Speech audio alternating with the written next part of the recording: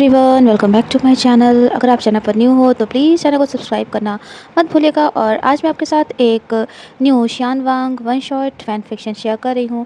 I hope आपको ज़रूर पसंद आएगा। अगर पसंद आए तो स्टोरी को लाइक शेयर करना मत भूलिएगा। तो चलिए हम इस modern शियान Wang one shot fan fiction को शुरू करते हैं। वे वो शियान जो बाय नेचर बहुत ही शरारती किस्म का था। मतलब उसको सीधे बैठना तो आता ही नहीं था। कुछ ना कुछ खुराफात उसके मन में चला ही करती थी। वे वो शियान यूनिवर्सिटी में अपनी आता है और उसको यहाँ पर आए हुए 4 घंटे भी नहीं बीते थे सही से, जब वो सोचता है कि उसको इस रूल्स इस यूनिवर्सिटी के जो रूल्स हैं ना वो तोड़ने हैं, क्योंकि वो कुछ ज़्यादा ही ओवररेटेड महसूस हो रहे थे वेवोशियन को। और कैंपस में वेवोशियन की ये फर्स्ट नाइट थी। मतलब पहली बार था नाइट का वक्त वेवोशियन इस कैंपस में बिताने वाला था। वेवोशियन का जो रूममेट था वेनिंग, उसने वेवोशियन को कई बार समझाया था, उसको वार्न भी किया था कि वेवोशियन यहाँ पर किसी भी तरह का कोई ट्रबल क्रिएट नहीं करेगा। पर वेवोशियन कहाँ मानने वाला, और नेचुरली उसने उसको इग्नोर ही कर दिया। मतलब ऐसा था कि एक तरफ जब वेनिंग वेवोशियन को बातें समझा रहा था, यहाँ के रूल्स एंड रेगुलेशंस बता रहा था कि यहाँ पे वो अपनी मनमर्जी नहीं कर सकता है, तो वेवोशियन ने अपने ईयर्स क्लोज कर लिए थे, जैसे कि वो सुन ही नहीं रहा था। रात के वक्त कैंपस बहुत ही ज़्यादा खूबसूरत नज़र आ रहा था। कैंपस वैसे तो ऑलरेडी बहुत ज़्यादा अच्छा था देखने में, पर रात के वक्त उसकी खूबसूरती में और ज़्यादा चार चांद लग गए थे। जो ओल्ड बिल्डिंग्स थी कैंपस की, वो वार्म गोल्डन लाइट से कवर्ड अप थी, और जो रास्ते थे वहाँ पे ट्रीज़ लगे हुए थे। मतलब काफ़ी ज़्यादा नेचुरल हैबिटेट जैसा महसूस हो रहा था। और कोर्टयार्ड के बीचों बीच में एक फाउंटेन लगा हुआ था, और उस फाउंटेन में जो चंद्रमा था उसकी मून लाइट उस फाउंटेन में साफ साफ नज़र आ रही थी। वह वुशैन उस फाउंटेन को देखने लगता है, वो उसे बहुत ही ज़्यादा खूबसूरत नज़र आ रहा था। और वह वुशैन अपने फेवरेट रेड हुडी को पहन करके इधर उधर वॉन्डर कर रहा था, मतलब घूम रहा था। तभी उसको यूनिवर्सिटी का एक साइन दिखाई देता है, जो कि काफ़ी बड़े बड़े अक्षरों में लिखा हुआ था, और वो यूनिवर्सिटी साइन उस फाउंटेन के बगल में ही था। अचानक से वेवोशियन के शरारती दिमाग में एक आइडिया सा आता है, और वेवोशियन इस आइडिया को वर्क करने में अपने को देर नहीं लगाना चाहता था। और उसको ये नहीं पता था कि उसका ये आइडिया उसको तो काफ़ी अच्छा लग रहा है, पर काफ़ी ज़्यादा टेरिबल था। वेवोशियन अपने आप को है ना ऐसे सेल्फ प्रेज करता है, अपने आप को शाबाशी देता है, कहता है वेवोशियन तुम्हारे दिमाग को ना दाद देनी पड़ेगी, तुम्हारा दिमाग इतना तेज़ चलता है ना, तभी तो सब तुमको इतना ज़्यादा एडमायर करते हैं। फिर उशैन उस फाउंटेन के पास जाता है, और वो उस फाउंटेन को देखकर काफ़ी ज़्यादा सोच विचार में पड़ जाता है। वो सोचता है कि उसके माइंड में जो आइडिया चल रही है वो उसको कैरी ऑन कैसे करे, और 5 मिनट बाद ही वो अपने जो आइडिया था ना उसको कैरी ऑन करने लगता है। उसने उस यूनिवर्सिटी साइन को जो उसने देखा था उसको अपने हाथ में उठाया, और तेज़ आवाज़ में कहा, वेलकम फ्रेशर्स।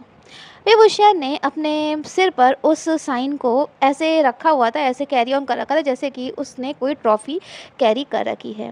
और उसको ऐसे देख करके जो वहाँ पे कुछ स्टूडेंट्स थे जो मौजूद थे वो हंसने लगते हैं। तभी कुछ स्टूडेंट्स विभूषण को रिकॉर्ड भी करने लगते हैं कि वो इतना ज़्यादा फ़नी कैसे हो सकता था, और पहली बार था जब किसी ने ऐसे रूल्स को तोड़ने की कोशिश करी थी। विभूषण उन सभी स्टूडेंट्स की वाहवाही देख करके उनको ना ऐसे ड्रामेटिक वे में बो डाउन करता है, और कहता है कि तुम्हारा ये सीनियर तुम सबको वेलकम करता है। तभी एक आवाज़ वेवोशियन के पीछे से आती है। वो आवाज़ थी किसी पर्सन की, किसी स्टूडेंट की थी वो आवाज़, और वो पर्सन बोलता है, नीचे उतरो। वेवोशियन पहले तो उस आवाज़ को नज़रअंदाज कर देता है, फिर दोबारा से आवाज़ आती है, मैंने कहा नीचे उतरो। वेवोशियन अब उस आवाज़ को सुन लेता है और वो पीछे की तरफ मुड़ता है, और जब वो पीछे की तरफ मुड़ता है तो वो बिल्कुल अपनी जगह पर, जैसे लगता है कि ना कि वो बोलना और हर तरह से रिएक्शन करना भूल जाता है। एक बॉय कोर्टयार्ड लाइट्स के नीचे खड़ा हुआ था। उसने वाइट कलर की शर्ट्स पहन रखी थी और डार्क कलर की ट्राउजर्स पहनी हुई थी। उसने यूनिवर्सिटी की जैकेट भी पहन रखी थी। उसके लॉन्ग ब्लैक हेयर्स उसके ना काफ़ी ज़्यादा सूट कर रहे थे उसके ऊपर। उस पर्सन के फेस के जो एक्सप्रेशंस थे वो काफ़ी ज़्यादा कामनेस से भरे हुए थे, और ऐसा लग रहा था जैसे कि उस पर्सन के फेस पे कोई इमोशंस ही नहीं थे। पर उसकी आंखें बहुत ही ज़्यादा खूबसूरत थी और उन आंखों में वेवूशियन ऐसा लगा मानो खो सा ही गया था। वेवूशियन उस पर्सन को देखता ही रहा और धीरे से बोलता है, बहुत ही ज़्यादा खूबसूरत, ब्यूटीफुल। वो अपने हाथ में पकड़े हुए उस साइन को तो भूल ही गया था और साथ ही उन स्टूडेंट्स को ही भूल गया था जो उसको देख कर के हंस रहे थे और जो उसको रिकॉर्ड भी कर रहे थे। वेवूशियन यहाँ तक ये भी भूल गया था कि वो उस फाउंटेन के ऊपर खड़ा हुआ है। तभी वो स्ट्रेंजर, मतलब जिसने वेवूशियन को आवाज़ दी थी और कहा था कि नीचे उतरो, वो वेवूशियन के करीब जाता है, मतलब उसके फाउंटेन के पास जाता है और कहता है नीचे उतरो। तो वेवूशियन मुस्कुराते हुए कहता है, तुम बहुत ही ज़्यादा प्रिटी हो। पर उस बॉय के फेस के एक्सप्रेशंस बिल्कुल भी चेंज नहीं हुए थे। वो कहता है, तुमको सुनाई नहीं दे रहा है, मैं कितनी बार तुमको बोल चुका हूँ कि नीचे उतरो। वेवूशियन भी कहाँ मानने वाला था। वो कहता है, तुम मुझे अपना नाम बताओ। तो तभी वो पर्सन बोलता है कि नीचे उतरो। वेवूशियन ने सुनकर हंसने लगता है और कहता है कि क्या तो यहाँ बस यही वर्ड्स हैं, नीचे उतरो नीचे उतरो। तो और तुमको क्या किसी से बात करना पसंद नहीं है? मतलब मैं तुमसे पूछ रहा हूँ तुम्हारा नाम क्या है, तुम मुझको बार-बार बोल रहे हो कि नीचे उतरो। तो फिर एक बार वो पर्सन बोलता है कि नीचे उतरो। इसके आगे वो कुछ अब बोल ही नहीं रहा था। अब वेवूशियन से रहा नहीं आता, वो कहता है, अच्छा ठीक है, मैं अब उतर रहा हूँ, पर अब तुम दोबारा मुझे ये बात नहीं बोलोगे। और ये कहते ही वेवूशियन तुरंत ही उस फाउंटेन पर से जंप मार देता है और सीधा उस पर्सन के सामने जाकर के लैंड होता है, मतलब जाकर के खड़ा हो जाता है। वेवूशियन की जंप इतनी ज़्यादा परफेक्ट थी कि वो गिरा भी नहीं था। वेवूशियन उस पर्सन के बहुत बहुत ज़्यादा क्लोज होकर खड़ा हो जाता है, उनकी आंखें एक दूसरे से मिलती हैं। एक सेकंड के लिए ऐसा लगा जैसे कि पूरी दुनिया ठहर सी गई थी और उन दोनों को बाकी के स्टूडेंट्स मानो दिखाई ही नहीं दे रहे थे। वेवूशियन के दिल की धड़कन बेतहाशा बेतहाशा तेज़ हो गई थी। उस बॉय की जो नज़रें थी वो तभी हल्का सा ना फ्लिकर करती हैं। उस बॉय की जो नज़रें थी वो थोड़ा सा ना ऐसे, मतलब इधर-उधर होती हैं। वो महसूस करता है कि वेवूशियन उसके बहुत ज़्यादा करीब खड़ा हो गया था, तो वो अपने कदमों को पीछे करने लगता है और कहता है कि तुम मेरे रास्ते को रोक रहे हो। तो वेवूशियन कहता है कि सच में? तो वेवूशियन की बात सुनकर वो बॉय पीछे की तरफ मुड़ करके जाने लगता है। तो वेवूशियन कहता है, रुको रुको, मुझे तुमसे कुछ बात करनी है।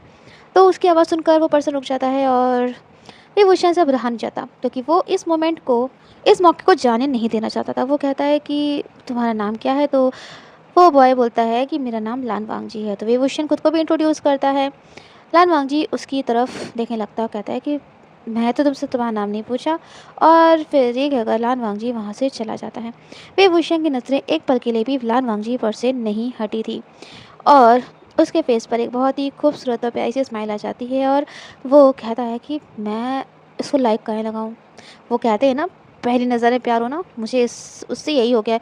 मतलब इतना ज़्यादा हैंडसम बॉय, पर इसका नेचर, ये तो किसी से बात भी नहीं करता। मैंने कितनी बार इससे पूछा और देखो कितना ज़्यादा ये एरोगेंट नेचर का है। कोई बात नहीं है, मैं हूँ ना, मैं इसको चेंज करके ही रहूँगा। अगली सुबह वेवूशियन जो कॉलेज ओरिएंटेशन थी उसमें आधी नींद में गया था, क्योंकि आधी रात तक तो वेवूशियन उसके बारे में ही सोचता रहा था, लान वांगजी के बारे में ही। तो उसकी नींद पूरी नहीं हुई थी, तो वो अब आधी नींद में ही अपने कॉलेज ओरिएंटेशन के लिए पहुंचता है। उसके बगल में वेनिंग खड़ा हुआ था और साथ ही उसका एक और क्लासमेट था, नेव हैसांग।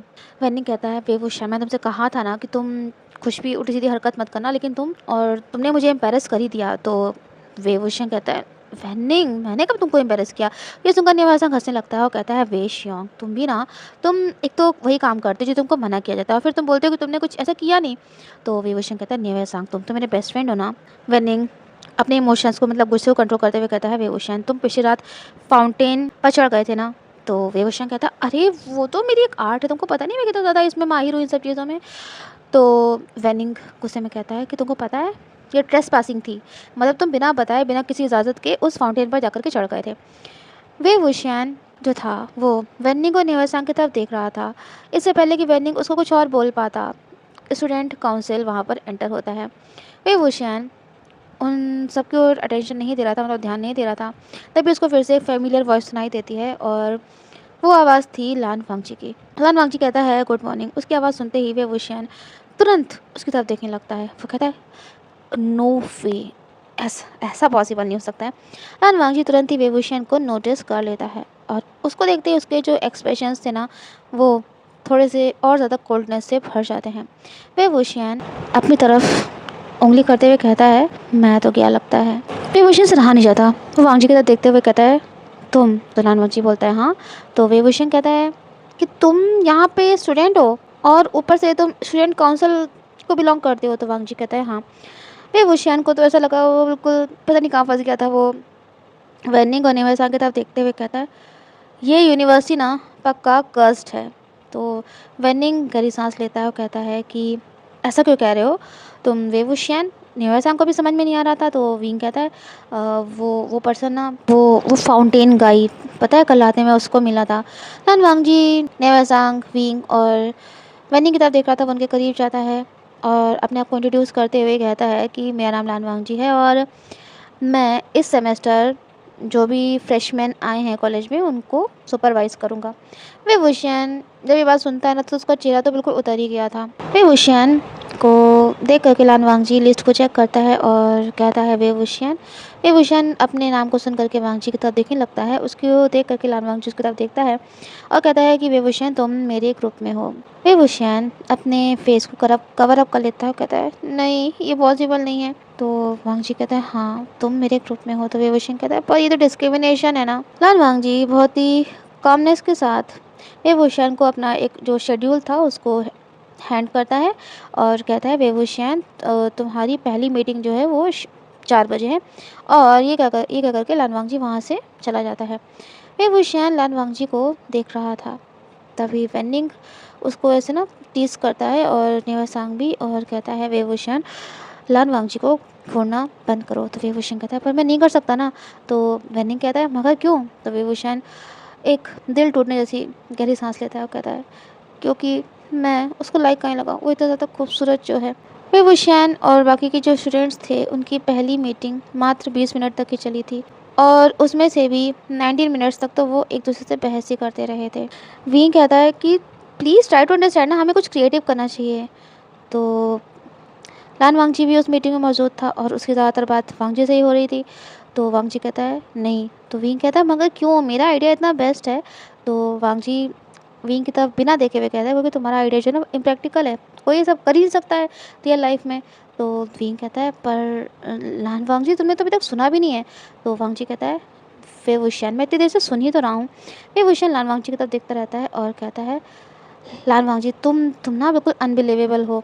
लान वांगजी अपने जो लिख रहा था ना उसको कंटिन्यू करता है और कहता है, वेवुशियन प्लीज़ अभी तुम जाओ, क्योंकि तुम मुझे बहुत ज़्यादा डिस्ट्रैक्ट कर रहे हो। तो विंग भी कहाँ मानने वाला था। वो कहता है, मैं तुम्हें डिस्ट्रैक्ट नहीं कर रहा हूँ। तो वांगजी कहता है, पिछले 15 मिनट से तुम लगातार मुझसे बोलते ही चले जा रहे हो, 1 मिनट के लिए भी तुमने अपना मुँह बंद नहीं किया है। तो विंग कहता है, पर इसका मतलब ये तो नहीं कि मैं डिस्ट्रैक्टिंग हूँ, मैं तुमको डिस्ट्रैक्ट कर रहा हूँ। तो वांगजी कहता है, नहीं तुम कर रहे हो, तुमको पता भी नहीं, पर तुम मुझको सच में बहुत ज़्यादा डिस्ट्रैक्ट कर रहे हो। वेवुशियन टेबल के सहारे ऐसे लीन हो जाता है और वांगजी के कर्टसी नेम को लेकर के कहता है, लैनसन। तो उसकी मुँह से इस नाम को सुन करके वांगजी बोलता है कि मुझे ना इस नाम से मत पुकारो। तो विंग कहता है, मगर क्यों? मैंने देखा है कि कुछ स्टूडेंट्स मतलब जो तुमसे सीनियर हैं वो तुमको इस नाम से बुलाते हैं।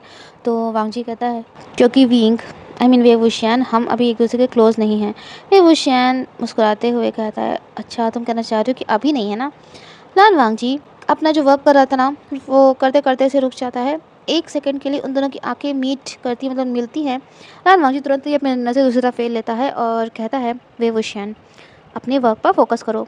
तो वेवुशियन खुद को ऐसे ना शाबाशी देते हुए कहता है, वेवुशियन अच्छी बात है ना तुम लान वांगजी की हिट लिस्ट में जो चल रहे हो। अगले कुछ हफ्तों के लिए हर कोई जो कैंपस में मौजूद था उसने एक चीज़ तो सीखना शुरू कर दी कि एक इम्पॉर्टेंट फैक्ट कि वेवुशियन और लान वांगजी को एक साथ अकेले तो छोड़ा ही नहीं जा सकता था, क्योंकि उनके बीच में बहस, लड़ाई और झगड़ा हो ही जाता था। प्रेजेंटेशन हो, चाहे प्रोजेक्ट हो, चाहे लाइब्रेरी हो, चाहे कैफेटेरिया हो, यहाँ तक कि वेदर मतलब मौसम कैसा है उसके ऊपर भी उनके बीच में बहस हो जाया करती थी। लान वांगजी वेवुशियन की तरफ देखते हुए कहता है, विंग तुम बहुत ज़्यादा ड्रामेटिक हो। तो विंग कहता है, अच्छा मैं ड्रामेटिक हूँ और तुम क्या जो तुम मुझसे हर बातें बहस करते रहते हो। तभी विंग एक चीज़ नोटिस करता है, लैनज़ैंग के फेस पर उसको हल्की सी मुस्कुराहट नजर आ रही थी। वो कहता है, लान वांगजी तुम अभी मुस्कुराए थे ना। तो वांगजी कहता है, नहीं। तो विंग कहता है, मुझे झूठ मत बोलो तुम मुस्कुराए थे। तो वांगजी कहता है, नहीं मैं नहीं मुस्कुराया था। विंग तभी लैनज़ैंग के करीब जाता है और कहता है, विंग लैनज़ैंग के करीब जाता है और कहता है, लैनज़ैंग तुम ना मुझसे झूठ नहीं बोल सकते हो, मुझे पता है कि तुम मुस्कुराए थे। लान वांगजी वापस से अपनी बुक की तरफ देखने लगता है और उसको ऐसे देख करके विंग मुस्कुराने लगता है। लान वांगजी के जो ईयर्स थे वो बिल्कुल रेड पड़ गए थे और विंग जो था ना वो इस चीज़ को नोटिस कर लेता है कि लान वांगजी मुस्कुरा भी सकता था। पर ये मुस्कुराहट लान वांगजी के चेहरे पर हमेशा नहीं रहती थी, मतलब विंग ने तो पहली बार ही देखा था और समहाउ विंग फिर से लान वांगजी के चेहरे पर ये मुस्कुराहट देखना चाहता था। वो चाहता था कि लैंजन उसकी तरफ से मुस्कुराए। एक दोपहर वे वुशियन लाइब्रेरी में देर से पहुंचता है। वो अपने इधर-उधर देखता है और ये देखता है तो पाता है कि वहाँ पे जितनी सीट्स थी ना वो ऑलमोस्ट ऑक्यूपाई हो गई थी सिवाय एक के, और वो सीट थी लान वांगजी के बगल में। लान वांगजी के बगल वाली सीट एम्प्टी थी। ये वुशियन मुस्कुराता है और वहाँ जाकर के कहता है, मतलब लान वांगजी के पास जाकर के कहता है कि क्या यहाँ पर कोई बैठ रहा है? तो वांगजी एम्प्टी चेयर की तरफ देखते हुए कहता है कि नहीं। वे वुशियन ये सुनकर नीचे बैठ गया और बोलता है, अच्छी बात है कोई यहाँ पे नहीं बैठा है, कम से कम मैं तुम्हारे साथ बैठ सकता हूँ। कुछ मिनट्स बीत जाते हैं। वे वुशियन फिर से कुछ नोटिस करता है। लान वांगजी ने अपनी बुक्स को मूव कर लिया था, मतलब वो लान वांगजी शो नहीं कर रहा था, विंग को ऐसा महसूस हो रहा था कि वांगजी ने अपनी जो बुक्स थी उनको मूव कर ली थी ताकि वो विंग के लिए थोड़ी सी जगह बना सके। वे वुशियन मुस्कुराता है और कहता है लैंजन। तो वांगजी कहता है हाँ। तो विंग कहता है लैंजन तुमने ये सीट मेरे लिए रिजर्व करके रखी थी ना, मतलब तुमने बचा के रखी थी ना, है ना? तो वांग जी कहता है नहीं। तो विंग कहता है मुझे पता है लैंसन, तुम छूट क्यों मोए लगते हो, मुझे पता है तुमने किया था, मतलब इतने सारे सबकी सीटें यहाँ पे बुकड हो चुकी है, मतलब सब सारी सीटें ऑक्यूपाइड हो गई, पर तुम्हारे बगल की सीट क्यों ऐसे खाली थी? तो वांग जी कहता है कि नहीं मैंने ऐसा कुछ नहीं किया है। तो विंग कहता है अच्छा ठीक है, मानता हूँ तुमने ऐसा नहीं किया, तो ये बताओ तुमने अपनी बुक्स को क्यों मूव किया, तुमने मेरी जगह क्यों बनाई?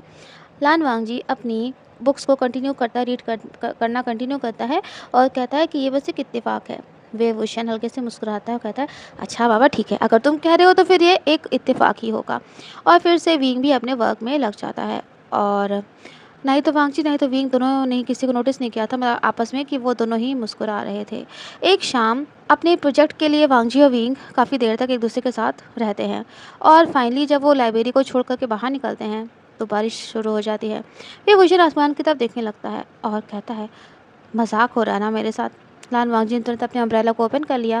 फिर वुशियन की तरफ देखने लगा और उसने कहा लैंसन क्या तुमको पता था कि मौसम ख़राब हो जाएगा? मुझे तो पता भी नहीं था और देखो अब तो मैं पक्का भीगने वाला हूँ। तो लान वांगजी अम्ब्रेला को विंग के करीब ले जाते हुए कहता है हाँ मुझे पता था। तो विंग कहता है पर मुझे कैसे नहीं पता था, क्या मैं इतनी गहरी नींद में सो रहा था? तो वांगजी कहता है मुझे पता था कि तुमको याद नहीं होगा। विंग ने तो ही मुस्कुराया और कहा तो इसीलिए। लान वांगजी विंग के बिल्कुल करीब खड़ा हुआ था। वो कहता है विंग मेरे और करीब आ जाओ, नहीं तो बारिश में तुम भीग जाओगे। विंग वांगजी के करीब जाकर खड़ा हो जाता है। वो एक साथ चल रहे थे और उनके जो शोल्डर्स थे ना वो कभी कभी टच करने लगते हैं, पर नहीं तो वांगजी नहीं तो विंग दोनों में से ही किसी ने भी इस बारे में बात नहीं करी थी। काफ़ी समय के बाद वे वुशियन धीरे से बोलता है लैंजन। काफ़ी टाइम जब बीत जाता है तो विंग धीरे से कहता है लैंजन। तो लैंजन बस इतना बोलता है हाँ। तो विंग कहता है लैंजन तुम हमेशा मेरी हेल्प क्यों करते रहते हो? तो वांगजी की तरफ देखते हुए कहता है क्योंकि तुम्हें हेल्प की ज़रूरत पड़ती है वे वुशियन। तो विंग हंसता हुआ कहता है लैंसन तुमको पता है ये मेरे लिए ऐसा जैसे कि तुम मेरी इंसल्ट कर रहे हो। तो वांगजी कहता है लेकिन ऐसा नहीं, मैं तुम्हें इंसल्ट नहीं कर रहा था। वे वुशियन लान वांगजी की तरफ देखने लगता है और उसके बाद देखता ही चला जाता है। बारिश और ज़्यादा तेज़ हो गई थी। तो विंग कहता है लैंसन तुमको पता है? तो वांगजी कहता है कि क्या? तो विंग बोलता है कि मुझे लगा था कि तुम मुझको हेट करते हो। लान वांगजी बिल्कुल साइलेंट हो जाता है और कहता है कि मैं तुम्हें कभी हेट नहीं किया। तो विंग ने मुस्कुराते हुए कहा फिर तो अच्छी बात है लैंसन, कम से कम मेरी गलतफहमी तो दूर हुई। अचानक से उनके हाथ एक्सीडेंटली, मतलब ऐसे ना इत्तेफाक से टच कर जाते हैं और जैसे ही टच करते हैं दोनों ही बिल्कुल अपनी अपनी जगह पर फ्रीज हो जाते हैं। वे वुशियन ने नीचे की तरफ देखा और वांगजी ने भी फिर उसी डायरेक्शन में देखा जिधर विंग देख रहा था। दोनों में से ही किसी ने भी तुरंत ही अपने हाथ को वापस नहीं खींचा था। फाइनली लान वांगजी अपने अम्ब्रेला को शिफ्ट करता है और कहता है कि बारिश और तेज़ हो गई है। ये सुनकर विंग बस अपना सिर हाँ में हिलाता है, पर सच ये था कि उसका दिल उस तेज़ बारिश से भी कहीं ज़्यादा तेज़ धड़क रहा था। 4 हफ्ते बीत चुके थे। वे वुशियन अचानक से ना एक दिन मस्ती मजाक करना बंद कर देता है और वांगजी को ये चीज़ तुरंत ही नोटिस हो जाती है, मतलब वो तुरंत ही उस चीज़ को मतलब समझ जाता है। वे वुशियन ने एक बहुत ही इम्पोर्टेंट एग्ज़ाम में ना ऐसे फेल हो गया था, मतलब वे वुशियन तो हर कोई उम्मीद कर रहा था कि वेवभूषण हर बार की तरह इस चीज़ को भी ना ऐसे हल्के में लेगा और ज़्यादा सीरियस नहीं होगा, पर इसकी जगह वेवभूषण गायब हो जाता है। लान वांगजी इस चीज़ से बहुत ज़्यादा परेशान हो गया था। वो विंग को लाइब्रेरी में ढूंढता है, कैफेटेरिया में ढूंढता है, कोर्टयार्ड में ढूंढता है। फाइनली वेवभूषण लान वांगजी को पुराने ऑडिटोरियम के पीछे बैठा हुआ दिखाई देता है। वेवभूषण अकेला एक जगह पर सीढ़ियों पर ना ऐसे बैठा हुआ था। तभी लान वांगजी उसके बगल में जाकर के बैठ जाता है और कहता है, विंग, तुम्हें क्या लगा था कि मैं तुम्हें ढूंढ नहीं पाऊँगा? मुझे बताओ कि क्या बात है?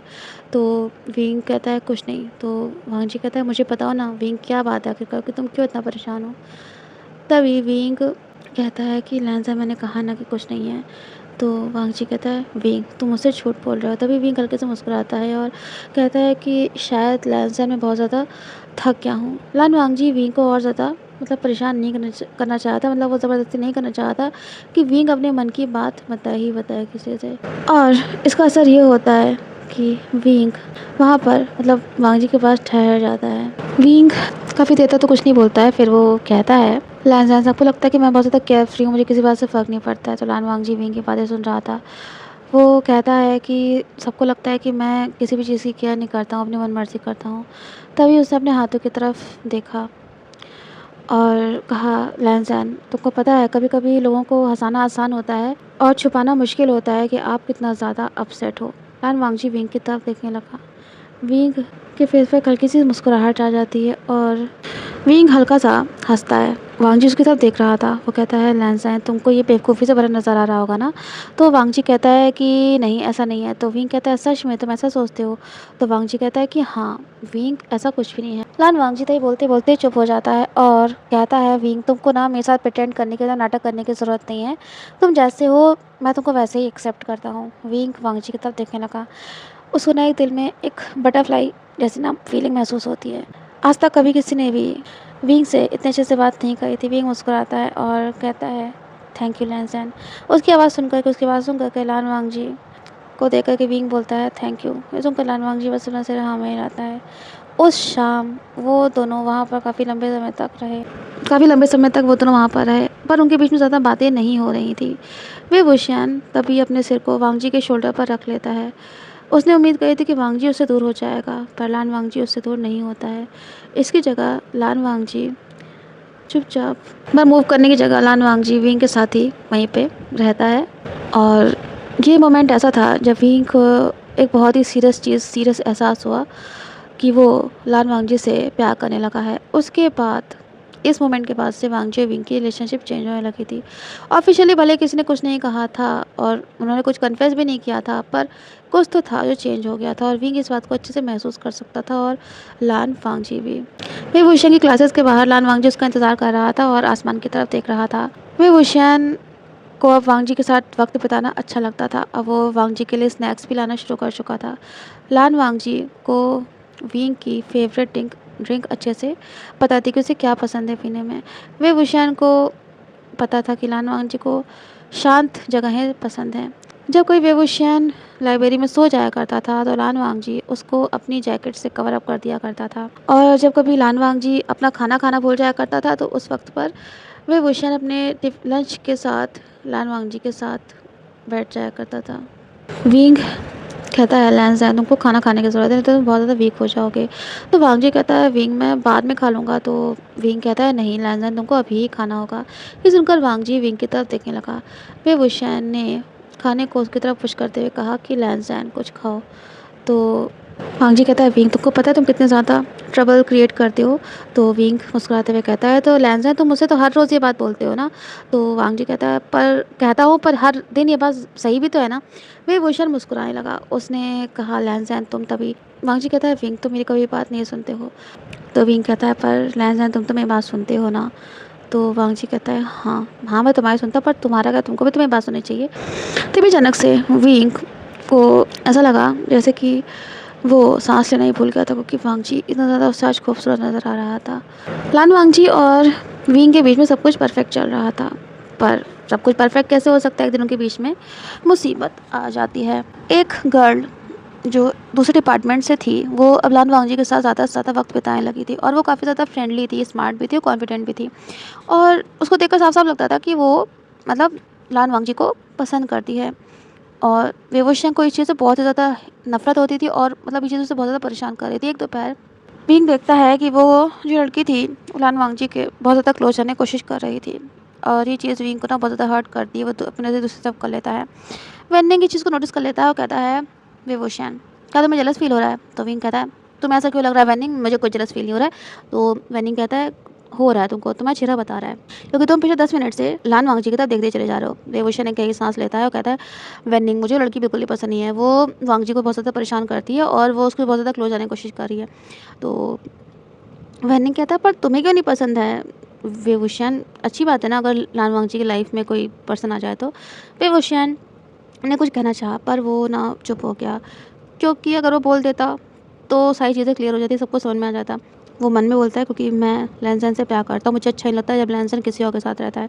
उस शाम वेवोशन को बहुत ज़्यादा ना तकलीफ़ होती है और लान वांगजी जब उसको कॉल करता है तो वो उसका कॉल भी नहीं उठाता और काफ़ी चीज़ें थी जो वांगजी को बिल्कुल भी अच्छी नहीं लगी थी और वो ये चीज़ महसूस करता है कि कुछ तो बात है विंग के साथ। उसे रहा नहीं जाता, वो विंग के पास जाता है और कहता है विंग क्या हुआ? तो विंग कहता है कुछ नहीं। तो वांगजी कहता है मुझे पता है कि तुम बहुत ज़्यादा अपसेट हो किसी बात से। तो विंग कहता है नहीं लैनज़न तुम ना कुछ ज़्यादा ही सोच रहे हो। वांगजी विंग के करीब जाता है और कहता है विंग मुझे बताओ ना कि क्या बात है, तुम क्यों परेशान हो किसी बात से? तो विंग उसको देखता है और कहता है कि लान वांगजी क्या तुम उस लड़की को लाइक करते हो, मतलब तुम उसको पसंद करते हो और मुझे बिल्कुल ही पसंद नहीं है। तो वांगजी को समझ नहीं आता, वो कहता है किसकी बात कर रहे हो तुम? तो वो कहता है यानी कि विंग बोलता है कि अरे वही लड़की जो तुम्हारे डिपार्टमेंट की है। तो वांगजी कहता है कि नहीं। विंग का दिल एकदम से ना खुशी से भर उठता है। वो कहता है लैनज़न तुमको सच में वो लड़की पसंद नहीं है? तो वांगजी कहता है नहीं। तो विंग कहता है क्यों नहीं पसंद है? तो लान वांगजी बोलता है कि नहीं पसंद है, मुझे इसमें कोई इंटरेस्ट नहीं है और वैसे भी क्या ज़रूरी है कि अगर कोई आपसे बात करे तब उसको लाइक ही करो, और वैसे ही मैं उसको उस तरह से पसंद भी नहीं करता। विंग के फेस पर मुस्कुराहट वापस आ जाती है, वो बस इतना बोलता है ओके। लान वांगजी उसके फेस को पढ़ने की कोशिश कर रहा था और वो कहता है विंग तुमने मुझसे सवाल क्यों पूछा? विंग ने अपनी नज़र दूसरी तरफ कर ली और कहा कि बस कुछ नहीं, ऐसे मैं जानना चाह रहा था। लान वांगजी को विंग की बात पर यकीन नहीं हुआ पर उसने फिर भी ज़्यादा कुछ आगे सवाल नहीं किया। फिर एक दिन ऐसा आता है कि विंग उस लड़की के साथ लान वांगजी को फिर से देखता है और अब तो विंग को बिल्कुल बर्दाश्त नहीं होता। वो तभी जाता है और वांगजी को अपने करीब खींचते हुए कहता है हे शेन यू, मैं तुमको एक बात बोलना चाहता हूँ। अगर लान वांगजी को तुम पसंद करती हो तो भूल जाओ। वांगजी शॉक्ड था, उसको यकीन नहीं हो रहा था कि विंग ही क्या बोल रहा है। वो विंग ने लान वांगजी के हाथ को पकड़ा हुआ था अपने हाथ में कस करके। वो कहता है क्योंकि मैं लान वांगजी को लाइक करता हूँ। लान वांगजी को शक नहीं होता, मतलब शौक नहीं लगता। वो कहीं ना कहीं उसको एहसास था कि शायद विंग उसको लाइक करने लगा, पर शेन्यू तो बिल्कुल शॉक्ड हो गई थी। वो कहती है वेवुशन तुम कहना क्या चाह रहे हो? तो वेवुशन यानी कि विंग उसको साफ साफ बोलता है वही जो तुम समझ रहे हो, मैं लान वांगजी को लाइक करता हूँ, आज के बाद तुम लान वांगजी के बिल्कुल भी करीब नहीं जाओगी। बेचारी शेन्यू गुस्से में वहाँ से पैर पटकते हुए चली जाती है। इसके बाद विंग उसने कह तो दिया था पर अब वो और वांगजी अकेले रह गए थे। अब विंग से रहा नहीं जाता, वो कहता है लैनसन वो तभी तभी लान वांगजी आगे बढ़ करके विंग को अपने गले से लगा लेता है। विंग बिल्कुल शॉक्ड एंड अपनी जगह पर बिल्कुल फ्रीज हो जाता है। तो वेवोशन कहता है लैनसन तुम? तो वांगजी कहता है विंग तुम इसलिए मुझे इग्नोर कर रहे थे ना, तुम इसलिए तुम मुझसे पूछ रहे थे कि मैं उस लड़की को लाइक करता हूँ कि नहीं? तो विंग कहता है लैनसन तुम? तो वांगजी बोलता है विंग मैंने हमेशा से तुमको ही लाइक किया है ओके, तो तुम अब फिर कभी भी ऐसा कोई थॉट अपने मन में नहीं लाओगे। ये सुनकर विंग के फेस पर स्माइल आ जाती है पर वो इमोशनल भी हो जाता है क्योंकि फाइनली अब वो और वांगजी एक दूसरे की फीलिंग्स को समझ चुके थे। तभी विंग वांगजी के लिप्स पर किस करता है और कहता है लान वांगजी आई लव यू। वांगजी शॉक्ड होने का बिल्कुल भी नाटक नहीं करता क्योंकि वो भी विंग से बहुत प्यार करता है और फिर वो भी विंग को किस बैक कर लेता है। उन दोनों ने अपने हाथ एक दूसरे के हाथ में कसकर पकड़ रखे थे जैसे कि वो एक पल के लिए भी एक दूसरे का साथ नहीं छोड़ना चाहते थे। और अब उनकी एक बहुत ही खूबसूरत सी जर्नी शुरू हो चुकी थी जिसमें उनको एक बहुत ही लंबा सफ़र तय करना था शादी तक का। और ये सफ़र आसान नहीं था पर उनको यकीन था कि उनका प्यार जो है वो इतना ज़्यादा स्ट्रॉन्ग है कि वो शादी तक तो ज़रूर पहुँचेंगे। सो फ्रेंड्स ये फैन फिक्शन यहीं पर एंड होता है। आई होप आपको पसंद आया होगा, तो फिर मिलते हैं नेक्स्ट वीडियो में। Till then take care and have a nice day everyone.